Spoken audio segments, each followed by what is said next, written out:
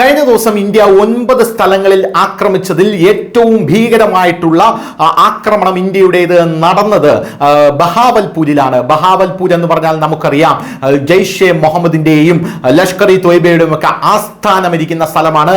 ആ നഗരം ആക്രമണം ഇന്ത്യ നടത്തുമ്പോൾ ഇന്ത്യക്ക് വലിയ ഒരു വെല്ലുവിളി കൂടെ ഉണ്ട്. അതായത് പാകിസ്ഥാനിലെ 8ാമത്തെ ഏറ്റവും അധികം ജനസാന്ദ്രതയുള്ള ഒരു നഗരമാണ് ഈ ബഹാവൽപൂർ എന്ന് പറയുന്നത്. ബഹാവൽപൂരിൽ, അതായത് ഇന്ത്യയിൽ നിന്നും ഇന്ത്യൻ അതിർത്തിയിൽ നിന്നും 100 കിലോമീറ്റർ അപ്പുറത്ത് കിടക്കുന്ന ഈ രാജ്യത്തേക്ക് ഒരു ആക്രമണം ഇന്ത്യ നടത്തുമെന്ന് സ്വപ്നത്തിൽ പോലും പാകിസ്ഥാനികൾ വിചാരിച്ചില്ല എന്നുള്ളതാണ് പ്രധാനപ്പെട്ട കാര്യം. അങ്ങനെ നടത്തിക്കഴിഞ്ഞാൽ സിവിലിയൻസിന്റെ മണ്ടയിലായിരിക്കും ഇന്ത്യ ബോംബിടാൻ പോകുന്നത് എന്നുള്ള കൃത്യമായിട്ടുള്ള ധാരണ ഉണ്ടായിരുന്നു. പക്ഷേ അവിടെയാണ് അതിശയകരമായിട്ടുള്ള നീക്കം ഇന്ത്യ നടത്തിയത്. ഒരൊറ്റ സിവിലിയൻസിനെ പോലും നോവിക്കാതെ ഇന്ത്യ ടെററിസ്റ്റുകളെ കൃത്യമായി പിക്ക് ചെയ്തെടുത്ത് ടെററിസ്റ്റ് ക്യാമ്പുകളും അവരെ തീറ്റിപ്പോറ്റുന്ന മദ്രസകളും അടക്കം അതിഭീകരമായി മിസൈലുകൾ ഇട്ട് തകർത്തു എന്ന് തന്നെയാണ് നമുക്ക് മനസ്സിലാക്കാൻ സാധിക്കുന്നത്. ഇത് അതിശയകരമായിട്ടുള്ള ഒരു കാര്യം തന്നെയാണ്. അതായത് ഇസ്രായേൽ പോലും ഹമാസിനെ പ്രതിരോധിക്കാനായി സിവിലിയൻസിന്റെ മണ്ടയിലേക്ക് ബോംബുകൾ ഇടുമ്പോൾ ഇന്ത്യ സിവിലിയൻസ് നിറഞ്ഞു നിൽക്കുന്ന, അതായത് ബഹാവൽപൂർ എന്ന് പറയുന്നത് പാകിസ്ഥാനിലെ ജനസാന്ദ്രതയിൽ 8ാം സ്ഥാനത്ത് നിൽക്കുന്ന ഒരു നഗരമാണ്. ആ നഗരത്തിലേക്ക് ഇന്ത്യ ഒരു മിസൈൽ അയക്കുകയാണ്. ആ മിസൈൽ കൃത്യമായി ഇവിടെ ഭീകരവാദികളുടെ വിളനിലം മുഴുവൻ തൂത്ത് നീക്കി, അതായത് തുടച്ചു നീക്കി കളയുന്നു എന്ന സുപ്രധാനമായിട്ടുള്ള വാർത്തകളാണ് പുറത്തു വരുന്നത്. ഇതിലൊരു ജയ്ഷെ മുഹമ്മദ് ടെററിസ്റ്റ് ആയിട്ടുള്ള യാക്കൂബ് മുഗൾ, ഈ യാക്കൂബ് മുഗളിന്റെ സംസ്കാര ചടങ്ങ് നടന്നിരിക്കുന്നു എന്ന വാർത്തകൾ നമുക്ക് ലഭിക്കുന്നുണ്ട്. അതിന്റെ ദൃശ്യങ്ങൾ ഇപ്പോൾ പുറത്തു വരുന്നുണ്ട്.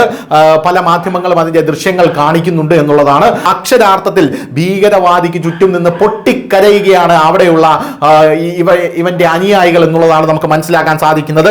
ആ ശവമഞ്ചം എടുത്തുകൊണ്ട് പോകുന്ന കൂട്ടത്തിൽ അവിടെ ആ ശവമഞ്ചത്തിന് ചുറ്റും നിന്ന് പൊട്ടിക്കരയുകയാണ് ഭീകരവാദികൾ. ഇന്ത്യയിലെ സ്ത്രീകളുടെ ഇന്ത്യയുടെ നാരീ ശക്തി എന്താണെന്ന് അറിഞ്ഞൊരു സന്ദർഭമാണ് ഇപ്പോൾ പാകിസ്ഥാൻ. ഇന്ത്യയുടെ സ്ത്രീകളുടെ നെറ്റിയിലെ സിന്ദൂരം മായ്ച്ച പാകിസ്ഥാനിലെ സകല ഭീകരവാദികളെയും പെട്ടിയിലാക്കിയിരിക്കുകയാണ് ഇന്ത്യ എന്ന് തന്നെയാണ് ഈ ദൃശ്യങ്ങളിൽ നിന്ന് നമുക്ക് മനസ്സിലാക്കാൻ സാധിക്കുന്നത്.